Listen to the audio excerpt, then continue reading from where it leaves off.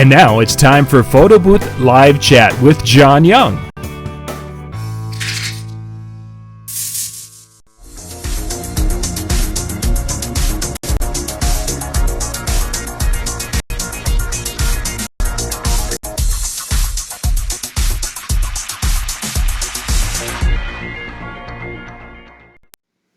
Good evening and welcome to tonight's show on PBN TV. We're also broadcasting out to some of our DJ channels, DJ and TV and such. So we're going to be talking to a lot of folks this evening about adding a specific photo booth. Now, this doesn't have to be the one we're looking at. We're going to be at the venue pad here from Atlanta Photo Booth.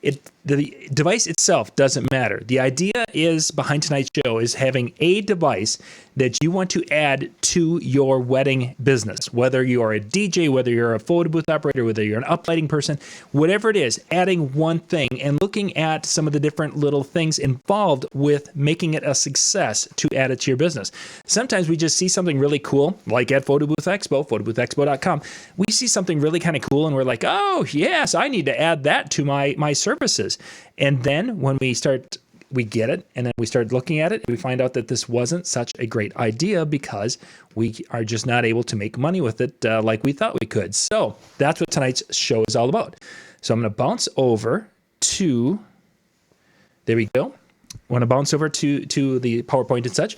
So the business plan idea, and I've done some shows on business plan, and you can look at those where I went kind of overall over everything. This is going to be just a quick little tutorial, what have you, that's something to keep it in the back of your mind when you're thinking about adding something to your services. So that's what we're going to dig into. So first thing you need to do, there's going to be some questions that you need to ask yourself here. We're going to start the why the venue pad. I mentioned it earlier that this is just one I chose. There's a couple of reasons why I chose this particular one. And I guess the people at Atlanta Photo Booth are friends of mine. That's one of the big reasons why I chose their unit. But I wanted to go with something that was kind of the selfie thing because you have the quick setup. That was a big hot topic at Photo Booth Expo among users.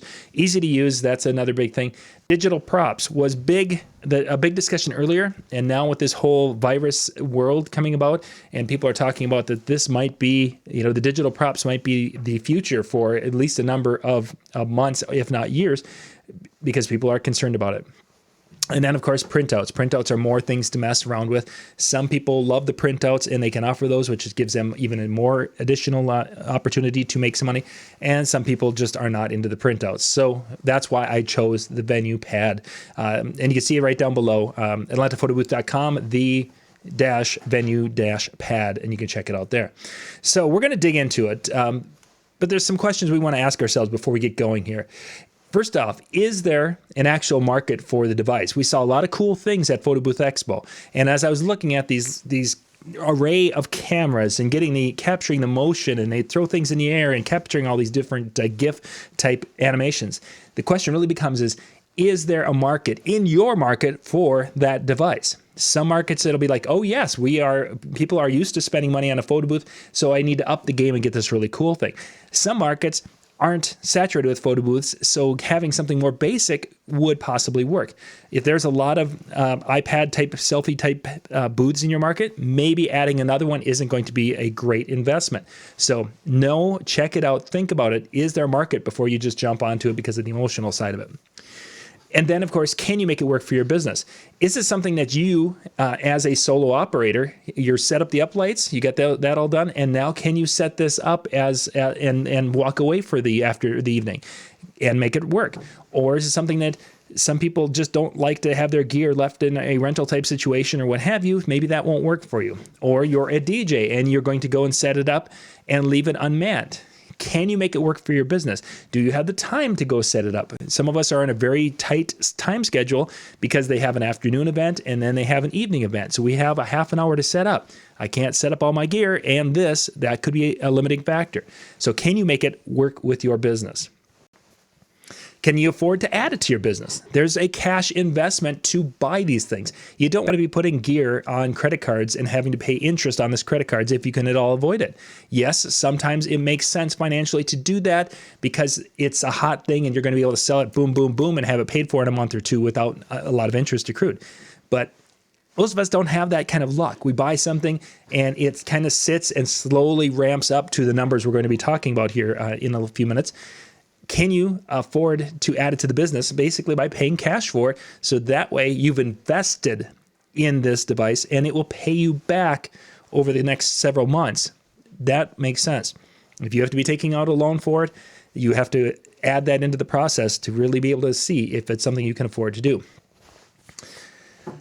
And then, of course, the needs to run this. It's going to need staffing. It's going to need maintenance. It's going to need some programming or graphics work. Do you have that ability to handle the needs of this? Some people are great with uplighting and designing that side of it, but when it comes to computer graphics, they are lost. Well, that computer graphic to do overlays is part of the process to really make these things cool and unique. If you don't have that capability, that means I have to hire it, or you have to hire it. And if you have to hire it, that's more expense that I'm not even accounting for in this little tutorial video. These are things you have to be thinking about, because if you don't have the ability to handle what you need to run this additional thing, you're not going to get anywhere.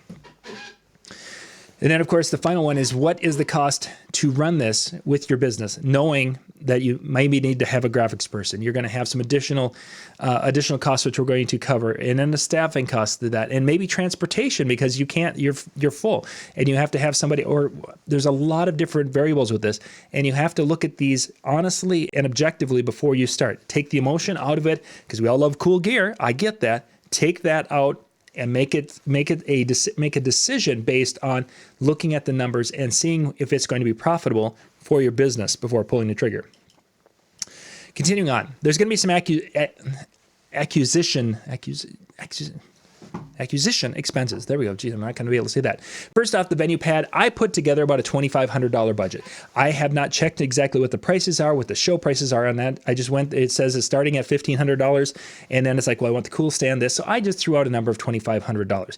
It could be less, it could be more. You could buy a different one and have a number. I needed a number to start with. So $2,500 is what I had put in there for the venue pad. Getting an iPad Pro, figuring that you can pick up a nice iPad Pro off the Apple Refurb or someplace like that for about $800. Software, there's a variety of different software out there for the iPad. I went with one that was very highly recommended that people were talking about, and it turned out to be about $30 a month. If you sign up for a year, you can get it cheaper from some of the companies, and there's some of them that you can pay by the event. But for this demonstration, I went with one that would cost $30 a month and projected it out. You should have business cards. I realize business cards are this old-fashioned thing, but it's amazing when I have the photo booth, the selfie booth set up, and then have a little table that has the props on it with that little thing with cards. I will have 10 to 12 cards, even though the graphics that they send to themselves have some different information on it. The cards still go. So you need to have some cards, and I just allocated $50 for that. Some artwork to design your logo and your business cards and such. A little bit of work to put up a website. Again, these are numbers that will probably be something that you would do for most of you, because you're kind of a hands-on world out there. So our total investment for the first year of this is going to be about $4,100. Then beyond that, really our biggest expense of this is, if say we can get 3 or 4 years out of the device, at least a couple of years, because I've got a couple of selfie booths that I've had now for, I think I'm going to be coming up to my 3rd wedding season, and I'm using the same iPads, so I haven't had to replace anything yet. So software is really about the only thing you would have for a hard expense to go beyond that particular time, which would be about $400 a year. But we're going to be basing all of our numbers off the first year, with the sad reality that we may have to replace this device every year. Even though they're designed to last a lot longer than that, you never know what happens when somebody falls on it, breaks it, or whatever, we drop it. So let's look at the event potential. If we have the ability to sell this, say we have a very active wedding business already, and we figure that we can sell this as an upsell to our wedding services that we do right now for about 40 nights a year, which in the upper Midwest of Minnesota, if we figure it out, you're very active with what you're doing, we get probably between high school and some school dances and weddings, there's a chance of being able to send it out 40 times. For a single operator, you may be looking at maybe closer to 20. But for a multi, if you have one and you could bounce it between a couple of shows, you could probably get it out about 40 times. Then you may pick up another 10 events somewhere, doing some other little side things, what have you. So roughly, and for this, we're going to look at the event of potential for this little demonstration of about 50 events per year. My goals in this business, in order to add it to what I would personally want to see, I'd want to be able to see a 10% return on this investment per month. The investment was that $4,100. I want to see basically 10% of that amount coming back to me each month that this unit is in service. I want to be able to pay staff approximately $150 a night with the different little things that are involved with it. I'm going to budget $200 a night because there might be some travel, there might be some taxes, what have you, depending upon how I'm paying them. So that's what I want to be able to do. I don't want to be paying someone $50 a night and then not have someone reliable. That I would rather pay them a little bit more to have somebody there. I also want to make, if I'm going to start this, my goal is to probably like have 3 or 4 down the road. And if I'm going to do this, I want to make a return on my money. This is Shark Tank World, gang. You need to be making a return on your investment. If you're not, you're being an idiot. So I want to make $10,000. That's not asking a ton to be able to make some money off my investment and the stress of this. $10,000 a year profit is peanuts for what this would be. But if I can somehow figure out how to make this one work and then add 3 or 4 more, hey, now I've got almost a full-time job income for most of the United States off my Selfie booth. So my goal for the first one is $10,000 to profit off that. So let's get to the math and let's get to the numbers. We've thrown all the numbers out there. Now let's kind of put them all together and get this going. So we're going to be doing roughly 50 shows a year, or about 4 a month. So I'm going to go with the 4 a month because that makes it a little bit easier for our math. I want that 10% return on investment, which would be about $410 a month, or because of the 4 shows, that's about $102.50 per show would be the amount I had to add to the charge to cover just the unit itself. Now I've got the labor, which is we're just going to allocate $200 from every show for labor. So now I'm up to $302.50 is what I need to charge to make those two, cover those two. Then I want my profit. I want my profit to be that $10,000. Divide that by 12 for a month. I need $833 from this in a month's time. If I have 4 shows, that comes out approximately to be $208. We add that all together. Come on, there we go. So our total cost as we sit with what I have here is that if I can book this 4 times a month at $510.50 minimum, I have now made this a profitable little business addition to my business. And 4 times a month, you start thinking, well, that's once a week. And if I get a week where I get lucky and I've got a Friday, Saturday, I might get 5 times. That's kind of, it starts adding up. Unfortunately, in the upper Midwest, or those of you down in Florida and such, you've got your seasons where they don't have weddings. We have the seasons up here. There's got to be this perfect place where they do weddings all year round, and I don't know where that is. It's not here. But if you can book it 50 sometimes at $510 a time, this would be a profitable little side business. Let's continue on. Let's say instead of charging $510, you went down to $500 per show. And you had, if you had 1 show a month, that would be a yearly income of $6,000. Again, I wanted to kind of give you some real numbers to start off with. So I'm charging $500, which is kind of somewhat of a going rate, maybe a little bit high for some of these. But if I'm only doing 1 show a month, I'm making $6,000 off that a year. My acquisition expense was $4,000. My labor for the year for those 12 shows would be roughly $2,400. So my profit off that show of only doing 1 a month for the first year is I'm losing $500 out of my pocket. That's after paying labor and figuring the acquisition costs of that.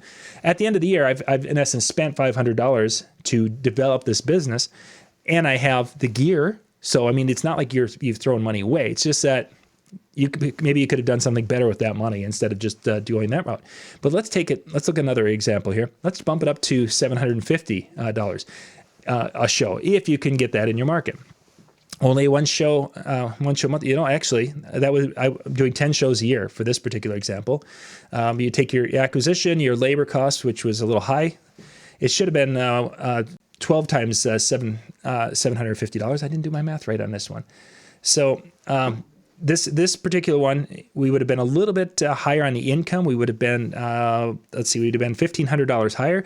So that would have been $9,000. Our end of the year, instead of making $1,000 over expenses, we would have had $2,500 over expenses. So naughty slideshow there. So that one, my numbers are off because I didn't go times 12. I only went times 10. So I hope I didn't do that on all the rest of these because these are all examples.